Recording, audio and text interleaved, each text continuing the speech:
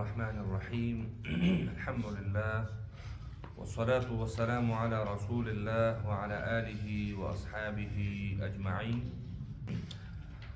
نو اخرنۍ خبره داسې کوي چې څلورم لغوني او اخفا څخه هدف دا دی چې د لفظ ښکلا او کوم ثقل چې د حروفو له ترکیب څخه پیدا کېږي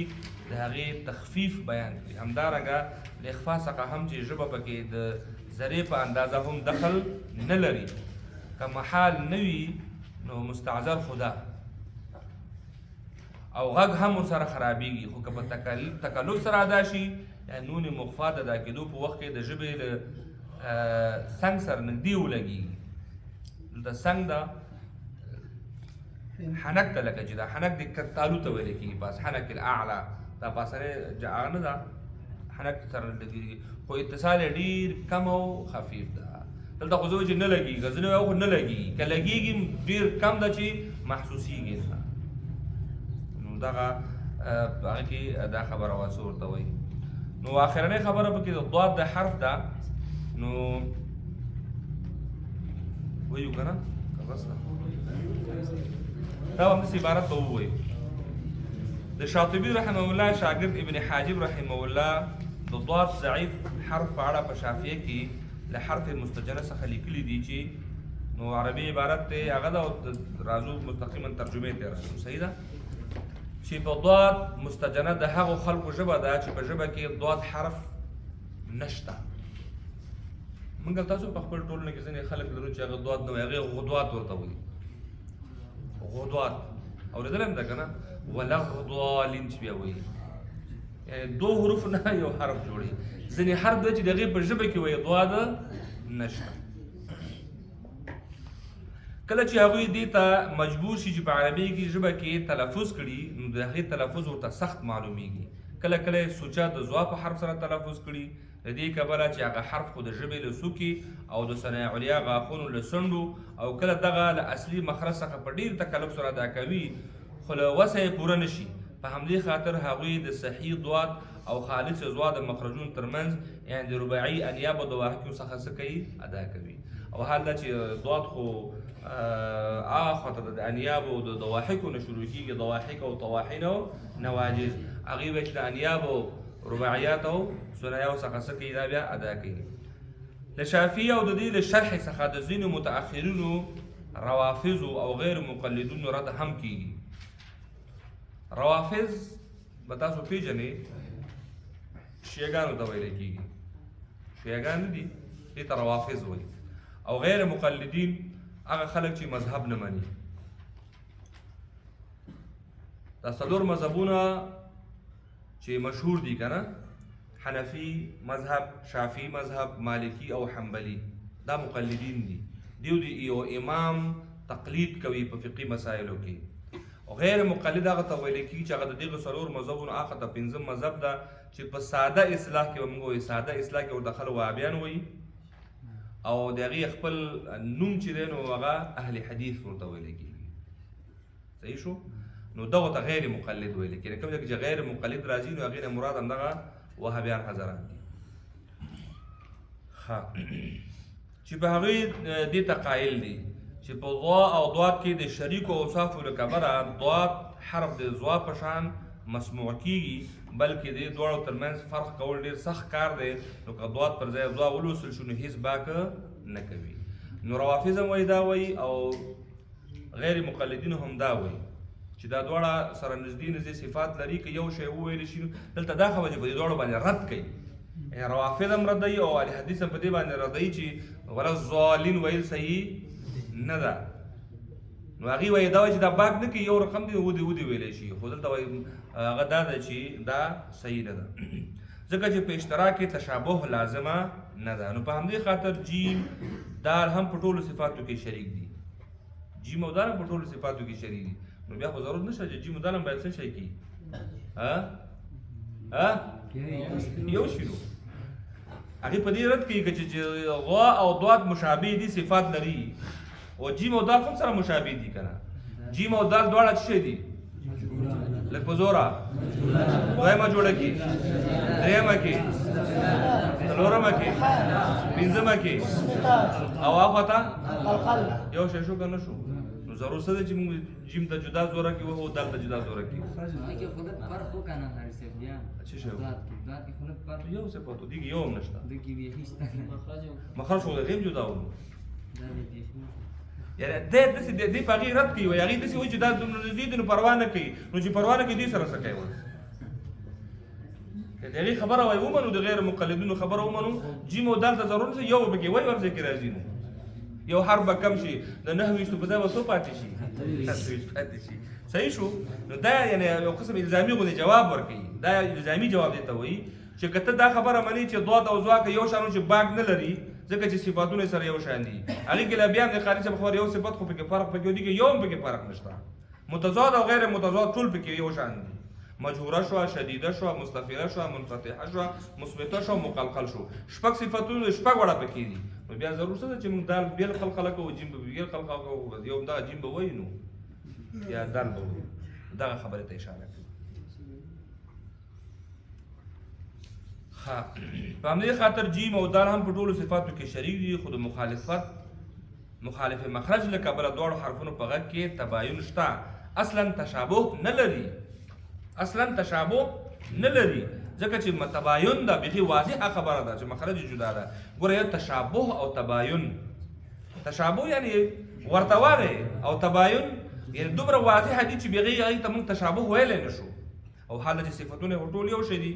ضاد او د ضا مخرج بدل دی خو دا چې ضاد د مخرج حافة اللسان مع ادراس او د ضاد د مخرج طرف اللسان مع طرف ثنایا علیا ده بیا په دواړو حروفو کې استعلا او اطباق هم شته نو دې کبله پکې د نږدېوالی موندل کېږي بیا د صفات رخاوت له کبله هم پکې د غږ تشابه موندل کېږي په خلاف د تشابه خلاف د جیم او دال ځکه چې د دواړو کې دغه وجوه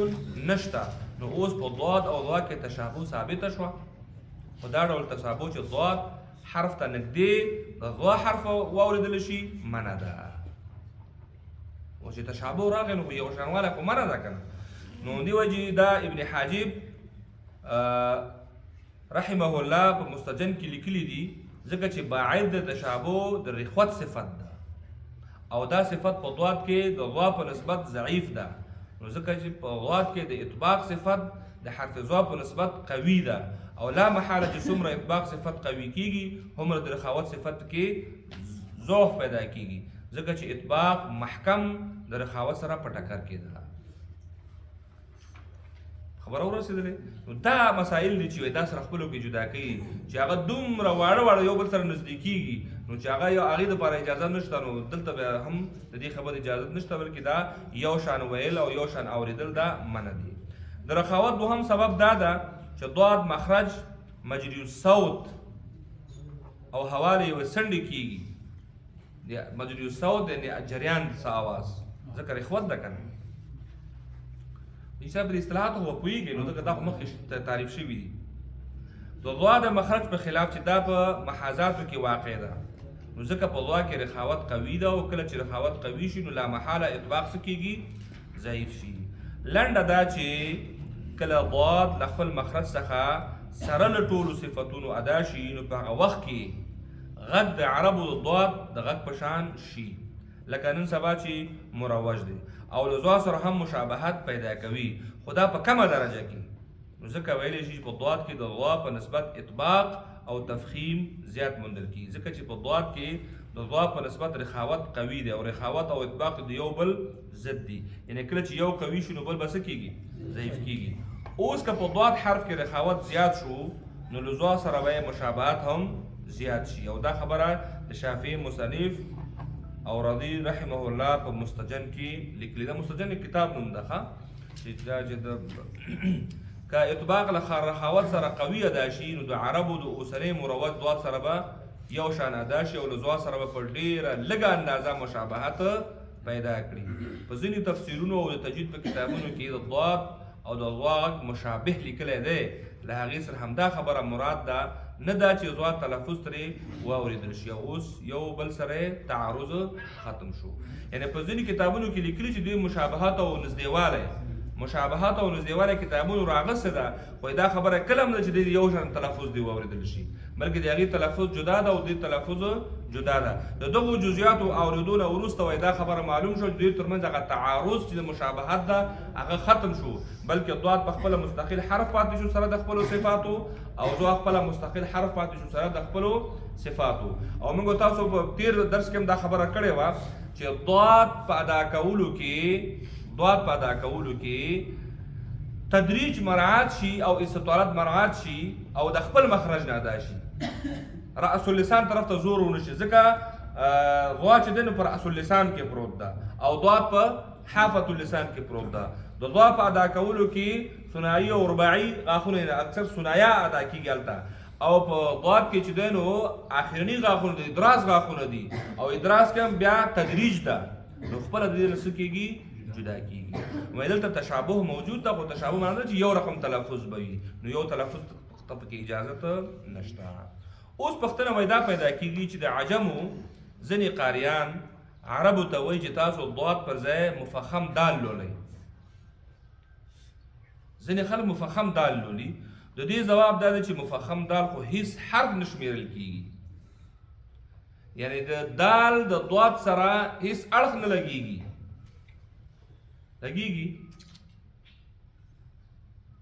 اوس صرف جهر کې سره شریک دي که نه، مجهوره دي دواړه، خو په دوامه جوړه کې ضاد رخوه ده او دال شدیده ده. په درېمه جوړه کې ضاد مستعلیه ده او دال مستفله ده. په څلورمه جوړه کې دال مطبقه ده او دال منفتحه ده. نو اخوته چې ده په غیر متضادو کې ضاد مقلقل ده، که دال مقلقل ده او ضاد مستطیله ده. څومره فرق پکې راغی؟ نو څنګه یو ځای کوي؟ او کوم وجه نه چې ته دا غټول غواړې هغه دواړه صفتونه په دال کې نشته بلکې په ضاد کې دي. دې وجې نه وایي دا خبره. نو دې ځواب دا چې مفخم دال خو هیڅ حرف نه شمیرل کېږي، ځکه چې په دال کې ذاتي صفت استفال او انفتاح دي، مخرج هم د ژبې طرف او د ثنایا علیا بیخ ده. او عربان ضاد له خپل مخرج څخه د استعلا او اطباق سره ادا کوي، یو حرف د بل مخرج مباین څخه نه ادا کوي. کله چې ذاتي صفات هم بدل شو نو دال ورته نشو ویلی، هغه په اصل کې ضاد دی، خو دا چې د رخاوت صفت پکې ډېر کم او ضعیف موندل کېږي، ممکن زیات عربي تلفظ ونه کړی شي. دا په غایة فی الباب لحن خفي وي،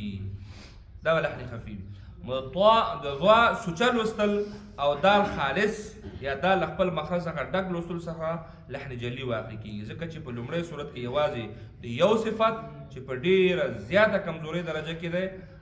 ابدال او انعدام شوی دی. پاتې صورتونو کې ابدال حرف په حرف آخر لازمیږي. دا آخر نتیجه دې ته ورسېده چې دا کم نزدېکت او کم مشابهات چې ضاد د ضا سره ده او یا د دال د ضاد سره ده، دا هیڅ اصل نه لري، بلکې ضاد په خپل ځای باندې حرف ده او دال په خپل ځای باندې حرف ده. وصلى الله تعالى على خير خلقه محمد وعلى آله وأصحابه أجمعين.